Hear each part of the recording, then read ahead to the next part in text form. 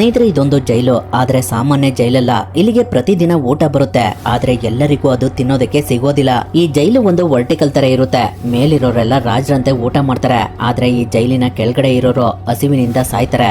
ಇದು ಈ ಮೂವಿಯ ಭಯಾನಕ ಸತ್ಯ. ಈ ಜೈಲ್ನ ಈ ರೀತಿ ಯಾಕೆ ಮಾಡಿದಾರೆ, ಇಲ್ಲಿರೋರೆಲ್ಲ ಹಸಿವಿನಿಂದ ಯಾಕೆ ಸಾಯ್ತಿದಾರೆ ಅನ್ನೋದನ್ನ ತಿಳ್ಕೊಬೇಕು ಅಂದ್ರೆ ತಪ್ಪದೆ ನೀವು ಈ ಮೂವಿನ ನನ್ ಜೊತೆ ಕೊನೆ ತನಕ ನೋಡ್ಬೇಕು. ಇದ್ರಲ್ಲಿ ಎಲ್ಲರಿಗೂ ಒಂದು ಒಳ್ಳೆ ಮೆಸೇಜ್ ಕೂಡ ಇದೆ. ಅದನ್ನ ಯಾವುದೇ ಕಾರಣಕ್ಕೂ ಮಿಸ್ ಮಾಡ್ಕೊಳ್ಬೇಡಿ. ಅಂದಾಗೆ ನಾವಿವಾಗ ನೋಡ್ತಿರುವಂತ ಮೂವಿ ದ ಪ್ಲಾಟ್ಫಾರ್ಮ್ ಅಂತ. ಇದೊಂದು ಅದ್ಭುತವಾದ ಸೈನ್ಸ್ ಫಿಕ್ಷನ್ ಥ್ರಿಲ್ಲರ್ ಮೂವಿ. ಅದರಿಂದ ಇನ್ನ ಜಾಸ್ತಿ ಟೈಮ್ ವೇಸ್ಟ್ ಮಾಡ್ದೆ ಈ ಮೂವಿ ಸ್ಟೋರಿ ಒಳಗಡೆ ಎಂಟ್ರಿ ಆಗೋಣ. ಕತೆ ಶುರುವಾದಾಗ ಒಂದು ಕಿಚನ್ ಏರಿಯಾನ ತೋರಿಸ್ತಾರೆ. ಅಲ್ಲಿ ಎಲ್ಲಾ ರೀತಿಯ ಫುಡ್ ಗಳನ್ನ ತುಂಬಾ ಹೈಜಿನಿಕ್ ಆಗಿ ರೆಡಿ ಮಾಡ್ತಿರ್ತಾರೆ. ಕ್ವಾಲಿಟಿಲಿ ಸ್ವಲ್ಪನೂ ಕೂಡ ಕಾಂಪ್ರಮೈಸ್ ಇರೋದಿಲ್ಲ. ಅಲ್ಲಿ ಎಲ್ಲಾ ಬಗೆಯ ಐಟಮ್ಸ್ ಗಳನ್ನ ರೆಡಿ ಮಾಡ್ತಿರ್ತಾರೆ. ಉದಾಹರಣೆಗೆ ಮಾಂಸ, ತರಕಾರಿ, ಕೇಕ್, ಜ್ಯೂಸ್, ಹೀಗೆ ಎಲ್ಲಾ ಬಗೆಯ ಆಹಾರಗಳನ್ನ ಅವರು ರೆಡಿ ಮಾಡ್ತಿರ್ತಾರೆ. ಈ ಜಗತ್ತಿನಲ್ಲಿ ಮೇಲ್ನವರು, ಮಧ್ಯಮದವರು, ಕೆಳಗಿನವರು ಅಂತ 3 ತರ ಜನಗಳಿರ್ತಾರೆ. ಆ ಜನಗಳಿಗೆ ಒಂದೊಳ್ಳೆ ಮೆಸೇಜ್ ಕೊಡಬೇಕು ಅಂತ ಈ ಮೂವಿನ ಕ್ರಿಯೇಟ್ ಮಾಡಿದ್ದಾರೆ. ಆ ಮೆಸೇಜ್ ಏನು ಅಂತ ನಮ್ಗೆ ಮುಂದೆ ಗೊತ್ತಾಗುತ್ತೆ. ಅಲ್ಲಿಗೆ ಆ ಸೀನ್ ಕಟ್ ಆಗಿ ವರ್ಟಿಕಲ್ ಜೈಲ್ ನಲ್ಲಿ ಗೊರೆಂಗ್ ನ ತೋರಿಸ್ತಾರೆ. ಅವನಿಗೆ ಅವಾಗ ತಾನೇ ಪ್ರಜ್ಞೆ ಬಂದಿರುತ್ತೆ. ಅವನ ಜೊತೆ ಇನ್ನೊಬ್ರು ಇರ್ತಾರೆ. ಅವ್ರ ಹೆಸರು ಟ್ರಿಮಂಗಸ್ ಅಂತ. ಅವರು ಗೊರೆಂಗ್ಗೆ ನಾವು ಲೆವೆಲ್ 48 ನಲ್ಲಿ ಇದೀವಿ, ಇಲ್ಲಿಗೆ ಊಟ ಬರುತ್ತೆ, ಅದರಿಂದ ಇನ್ 1 ತಿಂಗಳು ನಮ್ಗೆ ಏನು ಸಮಸ್ಯೆ ಇಲ್ಲ ಅಂತ ಹೇಳ್ತಿರ್ತಾರೆ. ಅವಾಗ ಗೊರೆಂಗ್ ಮೇಲ್ಗಡೆ ಎದ್ದು ಆ ಜೈಲ್ನ ಒಂದ್ಸಲಿ ನೋಡ್ತಾನೆ. ಅವ್ರಗಳಿರುವಂತಹ ಕೆಳಗಡೆ ತುಂಬಾನೇ ಲೆವೆಲ್ಸ್ ಗಳಿರ್ತವೆ. ಅದೇ ರೀತಿ ಮೇಲ್ಗಡೆನೂ ಕೂಡ ತುಂಬಾ ಲೆವೆಲ್ಸ್ ಗಳಿರ್ತವೆ. ಅದನ್ನ ನೋಡಿ ಗೊರೆಂಗ್ಗೆ ತುಂಬಾನೇ ಆಶ್ಚರ್ಯ ಆಗ್ತಿರುತ್ತೆ. ಅವಾಗ ಟ್ರಿಮಂಗಸ್ ಅವನಿಗೆ ಆ ಜೈಲ್ನ ನಿಯಮಗಳನ್ನೆಲ್ಲ ಎಕ್ಸ್ಪ್ಲೇನ್ ಮಾಡ್ತಾ, ದಿನನಿತ್ಯ ನಮ್ಗೆ ಊಟ ಬರುತ್ತೆ, ಆದ್ರೆ ಆ ಊಟನ ನಮ್ಮ ಮೇಲ್ಗಡೆ ಇರೋರು ತಿಂದು ಎಷ್ಟು ಉಳಿಸ್ತಾರೋ ಅದನ್ನ ನಾವು ತಿನ್ಬೇಕು. ನಂತರ ಆ ಊಟ ಕೆಳಗಡೆ ಹೋಗುತ್ತೆ. ಹಾಗೆ ಎಲ್ರು ತಿಂತ ಮಧ್ಯದಲ್ಲಿ ಆ ಊಟ ಖಾಲಿ ಆಗ್ಬಿಡುತ್ತೆ. ಹಾಗಾಗಿ ಪೂರ್ತಿ ಕೆಳಗಡೆ ಇರುವಂತ ಲೆವೆಲ್ಸ್ ನವರು ಊಟ ಇಲ್ದೆ ಸಾಯ್ತಾರೆ ಅಂತ ಹೇಳ್ತಾರೆ. ಆ ಮಾತನ್ನ ಕೇಳಿಸ್ಕೊಂಡು ಗೊರೆಂಗ್ ಕೆಳಗಡೆ ಇರೋರ್ನ ಮಾತಾಡ್ಸೋದಕ್ಕೆ ಟ್ರೈ ಮಾಡ್ತಾನೆ. ಅವಾಗ ಟ್ರಿಮಂಗಸ್ ಅವನಿಗೆ ಕೆಳಗಡೆ ಇರೋರ್ನ ಮಾತಾಡ್ಸ್ಬೇಡ, ಅವರು ನಮ್ಗಿಂತ ಕೆಳಗಡೆ ಇದಾರೆ, ನಮ್ಗಿಂತ ಮೇಲ್ಗಡೆ ಇರೋರು ಕೂಡ ನಮ್ ಜೊತೆ ಮಾತಾಡೋದಕ್ಕೆ ಇಷ್ಟ ಪಡೋದಿಲ್ಲ. ಕಾಲ ಕಳಿತ ನಿನ್ಗೆ ಎಲ್ಲ ಅರ್ಥ ಆಗುತ್ತೆ. ಇನ್ನ 1 ತಿಂಗಳವರೆಗೂ ನಾವಿಬ್ರು ಇಲ್ಲೇ ಇರ್ಬೇಕಾಗುತ್ತೆ ಅಂತ ಹೇಳ್ತಾರೆ. ಅಷ್ಟರಲ್ಲಿ ಅಲ್ಲಿಗೆ ಒಂದು ಪ್ಲಾಟ್ಫಾರ್ಮ್ ನಲ್ಲಿ ಊಟ ಬರುತ್ತೆ. ಆ ಊಟ ಎಲ್ಲ ಚಲ್ಲಪಿಲ್ಲಿ ಆಗಿರುತ್ತೆ. ಮೇಲ್ಗಡೆ ಇರೋರು ಅರ್ಧಂಬರ್ಧ ಊಟನ ತಿಂದು ಎಲ್ಲ ಕಡೆ ಚೆಲ್ಲಾಡಿರ್ತಾರೆ. ಆದ್ರೂ ಅದ್ರ ಬಗ್ಗೆ ಸ್ವಲ್ಪನೂ ತಲೆ ಕೆಡಿಸ್ಕೊಳ್ದೆ ಟ್ರಿಮಂಗಸ್ ಆ ಊಟನ ಬೇಗ ತಿಂತಾ ಇರ್ತಾರೆ. ಹಾಗೆ ಅವರು ಗೊರೆಂಗ್ಗೆ ಬೇಗ ಊಟ ಮಾಡೋ, ಇಲ್ಲ ಅಂದ್ರೆ ಇದು ಕೆಳಗಡೆ ಹೋಗುತ್ತೆ ಅಂತ ಹೇಳ್ತಾರೆ. ಆದ್ರೆ ಆ ಊಟ ಇರೋ ಸ್ಥಿತಿನ ನೋಡಿ ಗೊರೆಂಗ್ಗೆ ಆ ಊಟ ತಿನ್ನೋದಕ್ಕೆ ಮನಸ್ಸು ಬರೋದಿಲ್ಲ. ಹಾಗಾಗಿ ಅವನು ಒಂದೇ ಒಂದು ಆಪಲ್ ನ ತಗೊಂಡು ಇಟ್ಕೊಳ್ತಾನೆ. ಅಷ್ಟರಲ್ಲಿ ಆ ಊಟ ಇರುವಂತ ಪ್ಲಾಟ್ಫಾರ್ಮ್ ಕೆಳಗಡೆ ಹೋಗುತ್ತೆ. ಅದಾದ್ಮೇಲೆ ಸ್ವಲ್ಪ ಸಮಯದ ನಂತರ ಅವ್ರು ಇರುವಂತ ಜಾಗದಲ್ಲಿ ಉಷ್ಣಾಂಶ ಜಾಸ್ತಿ ಆಗೋದಕ್ಕೆ ಸ್ಟಾರ್ಟ್ ಆಗುತ್ತೆ. ಅವಾಗ ಟ್ರಿಮಂಗಸ್ ಗೊರೆಂಗ್ಗೆ ನಿನ್ನ ಹತ್ರ ಇರುವಂತ ಆಪಲ್ ನ ಕೆಳಗಡೆ ಬಿಸಾಕೋ, ಇಲ್ಲಾಂದ್ರೆ ನಾವಿಬ್ರು ಸಾಯೋವರೆಗೂ ಈ ಉಷ್ಣಾಂಶ ಇನ್ನು ಜಾಸ್ತಿ ಆಗ್ತಾ ಹೋಗುತ್ತೆ ಅಂತ ಹೇಳ್ತಾರೆ. ಅದರಿಂದ ಗೊರೆಂಗಸ್ ಅವನ ಹತ್ರ ಇದ್ದಂತ ಆಪಲ್ ನ ಕೆಳಗಡೆ ಬಿಸಾಕ್ತಾನೆ. ಅವಾಗ ಆ ಉಷ್ಣಾಂಶ ಸ್ವಲ್ಪನೇ ಕಮ್ಮಿ ಆಗ್ತಾ ಹೋಗುತ್ತೆ. ನಂತರ ಗೊರೆಂಗ್ ಆ ಜೈಲ್ ಒಳಗಡೆ ಹೇಗ್ ಬಂದ, ಯಾಕೆ ಬಂದ ಅನ್ನೋದನ್ನ ತೋರಿಸ್ತಾರೆ. ಅವನು ಸ್ವಇಚ್ಛೆಯಿಂದ ಜೈಲ್ ಒಳಗಡೆ ಬಂದಿರ್ತಾನೆ. ಅದು ಯಾಕೆ ಅಂತ ನಮ್ಗೆ ಮುಂದೆ ಗೊತ್ತಾಗುತ್ತೆ. ಆ ಜೈಲ್ ಒಳಗಡೆ ಬರೋ ಎಲ್ಲರಿಗೂ ಒಂದು ವಸ್ತುನ ತಗೊಂಡೋಗೋದಕ್ಕೆ ಪರ್ಮಿಷನ್ ಇರುತ್ತೆ. ಹಾಗಾಗಿ ಗೊರೆಂಗ್ ಒಂದು ಬುಕ್ ನ ಜೈಲ್ ಒಳಗಡೆ ತಗೊಂಡ್ ಬಂದಿರ್ತಾನೆ. ಅದಾದ್ಮೇಲೆ ಸೀನ್ ಮತ್ತೆ ಜೈಲ್ ಒಳಗಡೆ ಶಿಫ್ಟ್ ಆಗುತ್ತೆ. ಅವಾಗ ಗೊರೆಂಗ್ ಟ್ರಿಮಂಗಸ್ಗೆ ನಾನು ಇಲ್ಲಿಗೆ ಸ್ಮೋಕ್ ನ ಬಿಡೋದಕ್ಕೆ ಅಂತ ಬಂದಿದ್ದೀನಿ, 6 ತಿಂಗಳವರೆಗೂ ನಾನು ಇಲ್ಲೇ ಇರ್ತೀನಿ, ಅಷ್ಟರಲ್ಲಿ ನಾನು ಈ ಬುಕ್ ನ ಓದಿ ಕಂಪ್ಲೀಟ್ ಮಾಡ್ಬೇಕು, ಅವಾಗ ನನಗೆ ಒಂದು ಡಿಗ್ರಿ ಸಿಗುತ್ತೆ ಅಂತ ಹೇಳ್ತಾನೆ. ಆ ಮಾತನ್ನ ಕೇಳಿ ಟ್ರಿಮಂಗಸ್ ಏನೋ ನೀನಾಗೆ ಈ ಜೈಲ್ ಒಳಗಡೆ ಬಂದ ಅಂತ ತುಂಬಾ ಆಶ್ಚರ್ಯ ಪಡ್ತಿರ್ತಾರೆ. ಅಷ್ಟರಲ್ಲಿ ಅಲ್ಲಿ ರೆಡ್ ಲೈಟ್ ಆನ್ ಆಗ್ಬಿಡುತ್ತೆ. ಯಾಕಂದ್ರೆ ಆ ಸಮಯದಲ್ಲಿ ಕೆಳಗಡೆ ಹೋದಂತ ಪ್ಲಾಟ್ಫಾರ್ಮ್ ಮೇಲ್ಗಡೆ ಹೋಗ್ತಿರುತ್ತೆ. ಅದರಿಂದ ಈಗಿರ್ಬೇಕಾದ್ರೆ ನೆಕ್ಸ್ಟ್ ಏನು ಕೂಡ ಗೊರೆಂಗ್ ಸ್ವಲ್ಪನೂ ಊಟ ಮಾಡೋದಿಲ್ಲ. ಅವನನ್ನ ನೋಡಿ ಟ್ರಿಮಂಗಸ್ ಅವರು ಅಲ್ಲಿಗೆ ಹೇಗ್ ಬಂದ್ರು ಅನ್ನೋದನ್ನ ಎಕ್ಸ್ಪ್ಲೇನ್ ಮಾಡೋದಕ್ಕೆ ಸ್ಟಾರ್ಟ್ ಮಾಡ್ತಾರೆ. ಅವರು ಅವರಿಗೆ ತಿಳಿಯದೆ ಒಬ್ರು ಸಾವಿಗೆ ಕಾರಣರಾಗಿರ್ತಾರೆ. ಹಾಗಾಗಿ ಅವರಿಗೆ ಕಾನೂನ್ ಕಡೆಯಿಂದ ಶಿಕ್ಷೆ ಆಗಿರುತ್ತೆ. ಅವಾಗ ಅವರಿಗೆ ಅವರ ಶಿಕ್ಷೆನ ಅನುಭವಿಸೋದಕ್ಕೆ 2 ರೀತಿಯ ಅವಕಾಶಗಳಿರ್ತವೆ.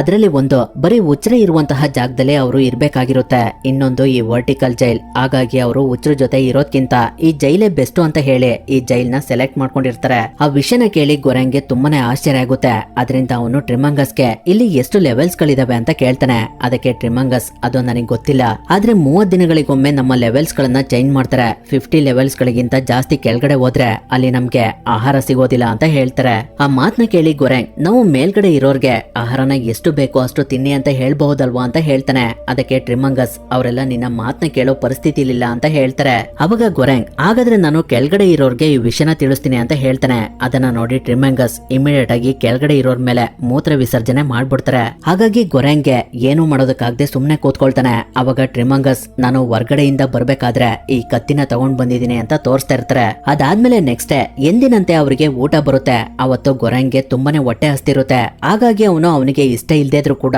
ಆ ಊಟನ ತಿನ್ನೋದಕ್ಕೆ ಸ್ಟಾರ್ಟ್ ಮಾಡ್ತಾನೆ. ಹೀಗಿರ್ಬೇಕಾದ್ರೆ ಅವ್ರ ಮೇಲ್ಗಡೆ ಇದ್ದಂತಹ ಒಬ್ಬ ವ್ಯಕ್ತಿ ಸೂಸೈಡ್ ಮಾಡ್ಕೊಂಡು ಸತ್ತೋಗ್ಬಿಡ್ತಾನೆ.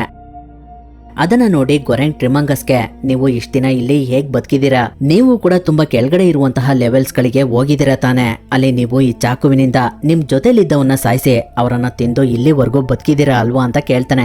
ಅದಕ್ಕೆ ಅವರು ಏನು ಉತ್ತರ ಕೊಡೋದಿಲ್ಲ. ಅಷ್ಟರಲ್ಲಿ ಅಲ್ಲಿಗೆ ಊಟ ಬರುತ್ತೆ. ಇವತ್ತು ಆ ಊಟ ಇರುವಂತ ಪ್ಲಾಟ್ಫಾರ್ಮ್ ಮೇಲೆ ಒಬ್ಳು ಹುಡುಗಿ ಕೂತಿರ್ತಾಳೆ. ಅವಳನ್ನ ಟ್ರಿಮಂಗಸ್ ಏನೋ ಮಾತಾಡ್ಸ್ದೆ ಊಟ ಮಾಡೋದಕ್ಕೆ ಸ್ಟಾರ್ಟ್ ಮಾಡ್ತಾರೆ. ಅದನ್ನ ನೋಡಿ ಗೊರೆಂಗ್ ಆ ಹುಡುಗಿನ ಮಾತಾಡ್ಸೋದಕ್ಕೆ ಟ್ರೈ ಮಾಡ್ತಾನೆ.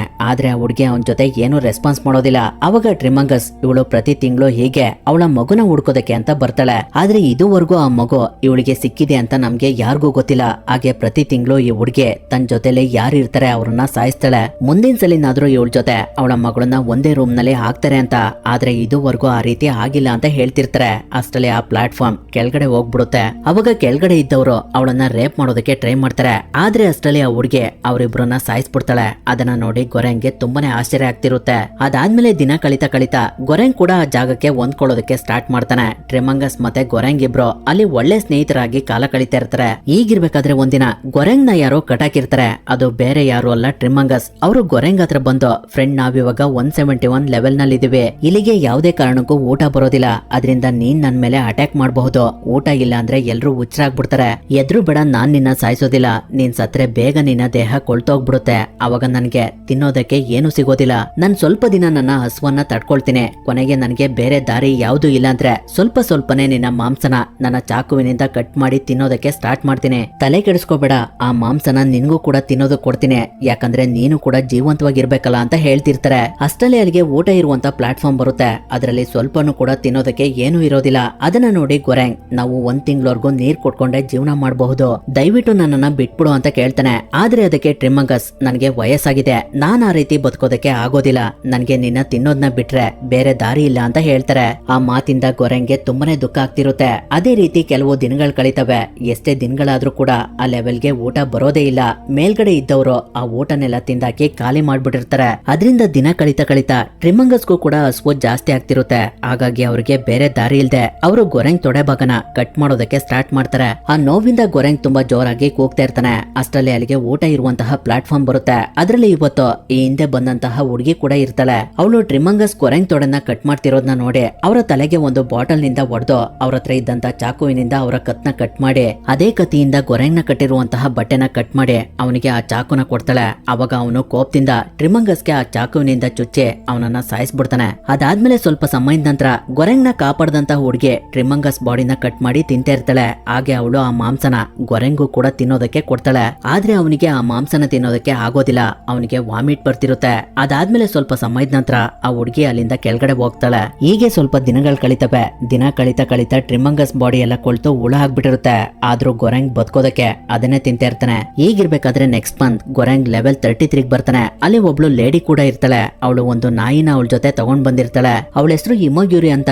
ಅವಳು ಬೇರೆ ಯಾರು ಅಲ್ಲ, ಗೊರೆಂಗ್ ಆ ಜೈಲು ಒಳಗಡೆ ಬರ್ಬೇಕಾದ್ರೆ ಅವನನ್ನ ಇಂಟರ್ವ್ಯೂ ಮಾಡಿದ್ರಲ್ಲ ಅವಳೇ ಇವಳು. ಅವಳನ್ನ ನೋಡಿ ಗೊರೆಂಗ್ ನೀವ್ಯಾಕೆ ಜೈಲು ಒಳಗಡೆ ಬಂದ್ರಿ ಅಂತ ಕೇಳ್ತಾನೆ. ಅದಕ್ಕೆ ಇಮೋಗ್ಯೂರಿ ನಾನು ಕೂಡ ಸ್ವಇಚ್ಛೆಯಿಂದ ಇದ್ರೊಳಗಡೆ ಬಂದಿದ್ದೀನಿ, ಇಲ್ಲಿ ಎಲ್ಲರೂ ಅವರಿಗೆ ಎಷ್ಟ್ ಬೇಕೋ ಅಷ್ಟು ಊಟ ಮಾಡಿದ್ರೆ ಕೆಳಗಡೆ ಲೆವೆಲ್ಸ್ ನವರಿಗೂ ಕೂಡ ಊಟ ಸಿಗುತ್ತೆ, ಈ ಜೈಲ್ನ ರೆಡಿ ಮಾಡಿರೋ ಉದ್ದೇಶ ಅದೇ, ಎಲ್ರು ಒಂದಾಗಿ ಇಲ್ಲಿಗೆ ಬರುವಂತ ಆಹಾರನ ತಿಂದ್ರೆ ಇಲ್ಲಿ ಏನು ಸಮಸ್ಯೆ ಇರೋದಿಲ್ಲ, ಇದೆಲ್ಲ ಬದಲಾಗ್ಬೇಕು ಅಂತ ಹೇಳ್ತಾಳೆ. ಅಷ್ಟರಲ್ಲಿ ಅಲ್ಲಿಗೆ ಮತ್ತೆ ಊಟ ಇರುವಂತ ಪ್ಲಾಟ್ಫಾರ್ಮ್ ಬರುತ್ತೆ. ಅವಾಗ ಇಮೋಗ್ಯೂರಿ ಕೆಲವು ಪ್ಲೇಟ್ಸ್ ಗಳಿಗೆ ಸ್ವಲ್ಪ ಫುಡ್ ನ ಡಿವೈಡ್ ಮಾಡ್ತಾಳೆ. ನಂತರ ಆ ಪ್ಲಾಟ್ಫಾರ್ಮ್ ಕೆಳಗಡೆ ಹೋದಾಗ ಅವಳು ಕೆಳಗಡೆ ಇರೋರ್ಗೆ ಸರ್ ನನ್ ಪಾಲಿನ ಸ್ವಲ್ಪ ಆಹಾರನ ನಿಮ್ಗೋಸ್ಕರ ಬಿಟ್ಟಿದ್ದೀನಿ, ನೀವು ಕೂಡ ಅದೇ ರೀತಿ ನಿಮ್ ಪಾಲಿನ ಸ್ವಲ್ಪ ಆಹಾರನ ಕೆಳಗಡೆ ಇರೋರ್ಗೆ ಬಿಡಿ ಅಂತ ಹೇಳ್ತಾಳೆ. ಆದ್ರೆ ಅವ್ರು ಯಾರು ಅವಳ ಮಾತನ್ನ ಕೇಳೋದಿಲ್ಲ, ಅವ್ರಿಗೆ ಹೇಗ್ ಬೇಕೋ ಹಾಗೆ ತಿಂತಾ ಇರ್ತಾರೆ. ದಿನನಿತ್ಯ ಇಮೋಗ್ಯೂರಿ ಹಾಗೆ ಮಾಡ್ತಿರ್ತಾಳೆ. ಆದ್ರೆ ಯಾರು ಅವಳ ಮಾತನ್ನ ಕೇಳ್ತಾ ಇರೋದಿಲ್ಲ.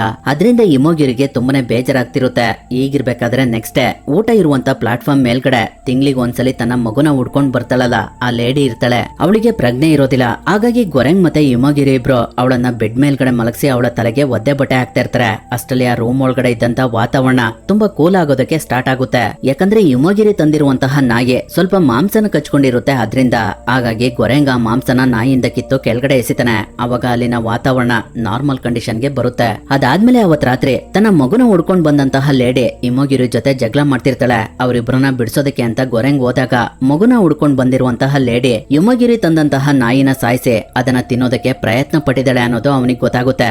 ಅದಾದ್ಮೇಲೆ ನೆಕ್ಸ್ಟ್ ಡೇ ಆ ಲೇಡಿ ತನ್ನ ಮಗುನ ಹುಡ್ಕೊಂಡು ಕೆಳಗಡೆ ಹೋಗ್ತಾಳೆ. ಅವಳನ್ನ ನೋಡಿ ಇಮೋಗಿರೆ 10 ತಿಂಗಳಿಂದ ನಾನೇ ಇವಳನ್ನ ಇಂಟರ್ವ್ಯೂ ಮಾಡಿದೆ.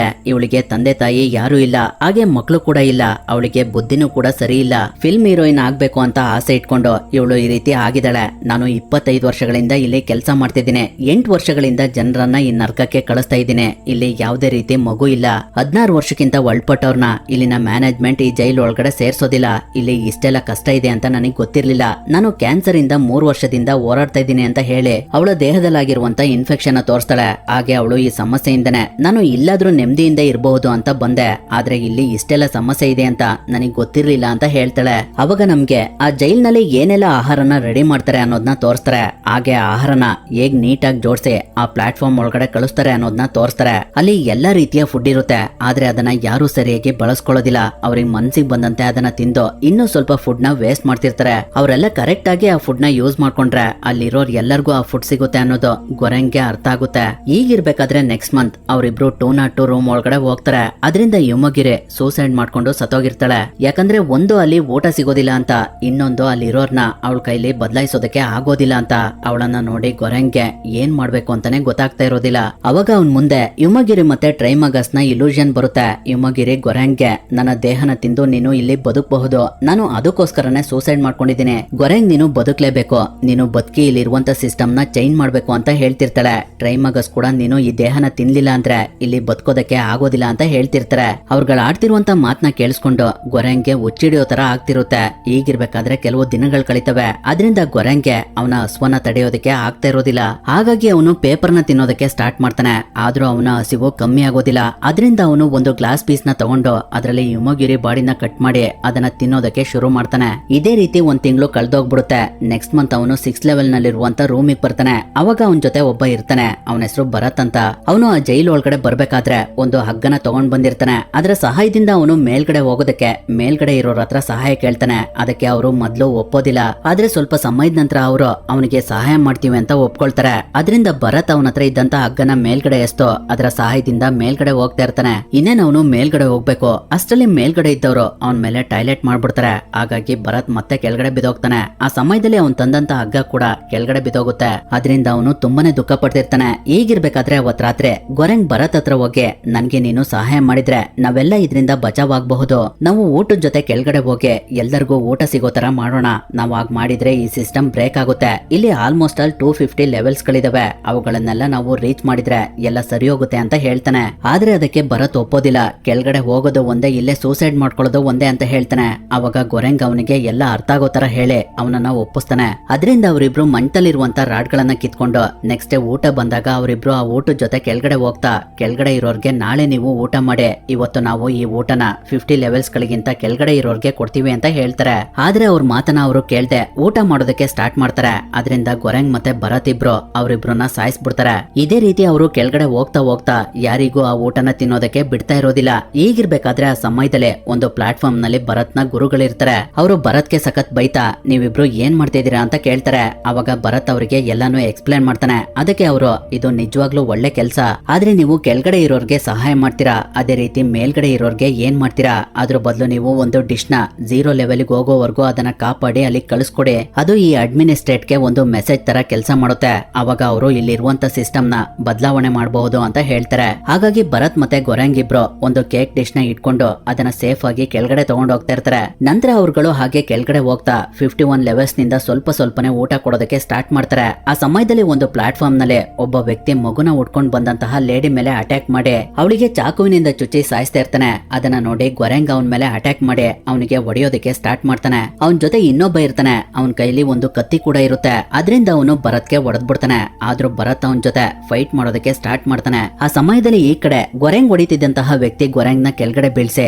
ಅವನೇ ಗೊರೆಂಗಿಗೆ ಹೊಡೆಯೋದಕ್ಕೆ ಸ್ಟಾರ್ಟ್ ಮಾಡ್ತಾನೆ. ಇನ್ನೇನು ಅವನು ಗೊರೆಂಗ್ ಕತನ ಇಸ್ಕೆ ಅವನನ್ನ ಸಾಯಿಸ್ಬೇಕು. ಅಷ್ಟರಲ್ಲಿ ಭರತ್ ಅವನ ಜೊತೆ ಫೈಟ್ ಮಾಡ್ತಿದ್ನಲ್ಲ ಅವನನ್ನ ಸಾಯಿಸಿ ಗೊರೆಂಗ್ ಕತನ ಇಸುಕ್ ಸುತ್ತಿದ್ನಲ್ಲ ಅವನನ್ನು ಕೂಡ ಸಾಯಿಸ್ಬಿಡ್ತಾನೆ. ಅದರಿಂದ ಗೊರೆಂಗ್ ಸೇಫ್ ಆಗ್ತಾನೆ. ಅದಾದ್ಮೇಲೆ ಅವ್ರುಗಳು ಮತ್ತೆ ಕೆಳಗಡೆ ಹೋಗೋದಕ್ಕೆ ಸ್ಟಾರ್ಟ್ ಮಾಡ್ತಾರೆ. ಹಾಗೆ ಅವ್ರುಗಳು ಕೆಳಗಡೆ ಹೋಗ್ತಾ ಹೋಗ್ತಾ 250 ಲೆವೆಲ್ಸ್ ಬಂದೇ ಬಿಡುತ್ತೆ. ಆದ್ರೂ ಆ ಲೆವೆಲ್ಸ್ ಗಳು ಎಂಡ್ ಆಗೋದಿಲ್ಲ. ಅವ್ರುಗಳಿರುವಂತ ಪ್ಲಾಟ್ಫಾರ್ಮ್ ಇನ್ನೂ ಕೆಳಗಡೆ ಹೋಗ್ತಿರುತ್ತೆ. ಅವ್ರ ಹತ್ರ ಇರುವಂತ ಊಟ ಎಲ್ಲ ಖಾಲಿಯಾಗಿರುತ್ತೆ. ಅದರಿಂದ ಇವಾಗ ಅವ್ರ ಹತ್ರ ಅವರು ತುಂಬಾ ಸೇಫ್ ಆಗಿ ಇಟ್ಕೊಂಡಿರುವಂತ ಕೇಕ್ ಮಾತ್ರ ಇರುತ್ತೆ. ಅದರಿಂದ ಅವರಿಬ್ರು ತುಂಬಾ ಬೇಜಾರ್ದಲ್ಲೇ ಪ್ಲಾಟ್ಫಾರ್ಮ್ ಮೇಲ್ಗಡೆ ಕೂತಿರ್ತಾರೆ. ಈಗಿರ್ಬೇಕಾದ್ರೆ ಅವ್ರುಗಳು ಕೂತಿರುವಂತ ಪ್ಲಾಟ್ಫಾರ್ಮ್ ಕೊನೆದಾಗಿ 333 ಲೆವೆಲ್ಸ್ ಬಂದು ಸ್ಟಾಪ್ ಆಗುತ್ತೆ. ಆದ್ರೆ ಅಲ್ಲಿ ಯಾರು ಇರೋದಿಲ್ಲ. ಅದನ್ನ ನೋಡಿ ಭರತ್ ಮೋಸ್ಟ್ಲಿ ಈ ಪ್ಲಾಟ್ಫಾರ್ಮ್ ಇವಾಗ ಮೇಲ್ಗಡೆ ಹೋಗ್ಬಹುದು ಅಂತ ಹೇಳ್ತಿರ್ತಾನೆ. ಅಷ್ಟರಲ್ಲಿ ಅವ್ರಿಗೆ ಆ ರೂಮ್ ನಲ್ಲಿದ್ದಂತಹ ಮಂಚದ ಕೆಳಗಡೆ ಒಬ್ಳು ಹುಡುಗಿ ಮಲ್ಗಿರೋದು ಗೊತ್ತಾಗುತ್ತೆ. ಅದರಿಂದ ಅವರಿಬ್ರು ಆ ಪ್ಲಾಟ್ಫಾರ್ಮ್ ಇಂದ ಕೆಳಗಡೆ ಇಳಿತಾ ಇರ್ತಾರೆ. ಅವಾಗ ಅವ್ರಿದ್ದಂತ ಪ್ಲಾಟ್ಫಾರ್ಮ್ ಇನ್ನೂ ಕೆಳಗಡೆ ಹೋಗ್ತಿರುತ್ತೆ. ಅದನ್ನ ನೋಡಿ ಗೊರೆಂಗ್ ಭರತ್ಗೆ ಕೇಕ್ ನ ಕೆಳಗಡೆ ಎಸಿ, ಇಲ್ಲ ಅಂದ್ರೆ ರೂಮ್ ನಲ್ಲಿರುವಂತ ವಾತಾವರಣ ಚೇಂಜ್ ಆಗುತ್ತೆ ಅಂತ ಹೇಳ್ತಾನೆ. ಆದ್ರೆ ಅದಕ್ಕೆ ಭರತ್ ಒಪ್ತಾ ಇರೋದಿಲ್ಲ. ಅದೇ ರೀತಿ ಸ್ವಲ್ಪ ಸಮಯ ಕಳೆಯುತ್ತೆ. ಆದ್ರೂ ಅಲ್ಲಿ ಯಾವುದೇ ರೀತಿ ಬದಲಾವಣೆ ಆಗೋದಿಲ್ಲ. ಅದರಿಂದ ಅವರಿಗೆ ಆ ಕೇಕ್ ನಿಂದ ಏನು ಸಮಸ್ಯೆ ಆಗೋದಿಲ್ಲ ಅನ್ನೋದು ಅರ್ಥ ಆಗುತ್ತೆ. ಅಷ್ಟರಲ್ಲಿ ಮಂಚದ ಕೆಳಗಡೆ ಇದ್ದಂತಹ ಮಗು ಹೊರಗಡೆ ಬಂದು ಕೇಕ್ ನ ನೋಡ್ತಿರುತ್ತೆ. ಅದನ್ನ ನೋಡಿ ಗೊರೆಂಗ್ ಮತ್ತೆ ಭರತ್ಗೆ ಆ ಮಗುಗೆ ತುಂಬಾನೇ ಹಶ್ವಾಗಿದೆ ಅನ್ನೋದು ಗೊತ್ತಾಗುತ್ತೆ. ಅದರಿಂದ ಗೊರೆಂಗ್ ಭರತ್ಗೆ ಈ ಕೇಕ್ ನ ಆ ಮಗು ಕೊಡು ಅಂತ ಹೇಳ್ತಾನೆ. ಆದ್ರೆ ಅದಕ್ಕೆ ಭರತ್ ಒಪ್ತಾ ಇರೋದಿಲ್ಲ. ಇದನ್ನ ನಾವು 0 ಲೆವೆಲ್ ತಗೊಂಡೋಗ್ಬೇಕು ಅಂತ ಹೇಳ್ತಿರ್ತಾನೆ.